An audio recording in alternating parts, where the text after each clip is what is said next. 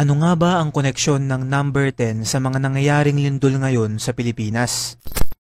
Mga kaibigan, kung titignan natin ang mga lindol sa ating bansa, ay simula noong September 30 hanggang sa kasalukuyan October 10, ay kapansin-pansin na ang mga pangyayaring ito ay konektado sa number 10. Una ay noong nangyari ang 6.9 magnitude na lindol sa Cebu, ito ay naganap sa eksaktong alas 10 ng gabi o 10 PM. Sunod ay nito nga lang nakaraang araw October 9, may nangyari namang 4.4 magnitude na lindol sa Pugo, La Union sa eksakto ring 10:30 ng umaga. At kung bibilangin natin, matapos mangyari nung malakas na lindol sa Cebu, ay 10 araw lang ang makalipas ngayong araw din na to October 10, bandang 10 o'clock rin ng umaga, nagkaroon naman ng 7.4 magnitude na lindol sa Davao Oriental, Manay area.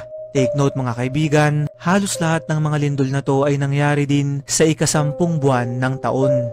Dagdag pa rito, sa ngayon ay nasa 10,000 aftershocks na rin ang nararanasan ng Cebu simula noong unang tumama sa kanila yung lindol. Pwede nating sabihing nagkataon lamang ang bagay na to na lahat sila ay konektado sa number 10. Pero alam nyo ba na ayon mismo sa biblical teachings, ang numerong ito ay sumisimbolo sa divine order at pagpapakita ng kapangyarihan ng Diyos, kagaya na lamang ng mga sulat sa Biblia tulad ng 10 Commandments, 10 Plagues at Parable of the 10 Virgins.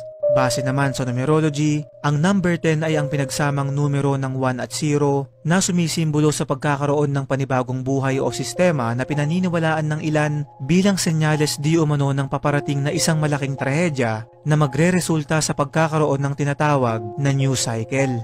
Ang nakakakilabot pa dito, ayon mismo sa Jeremiah chapter 10 verse 10, kapag nagagalit ang Diyos ay manginginig ang lupa at hindi ito mapipigilan ng mga tao. Ngayon mga kaibigan, tatanungin ko kayo kung nagkataon pa rin ba ang mga bagay na to o ang mga lindol na nangyayari ngayon sa Pilipinas ay konektado talaga sa number 10 at maaaring isang mensahe o simbolo sa atin sa isang paparating pauli na delubyo.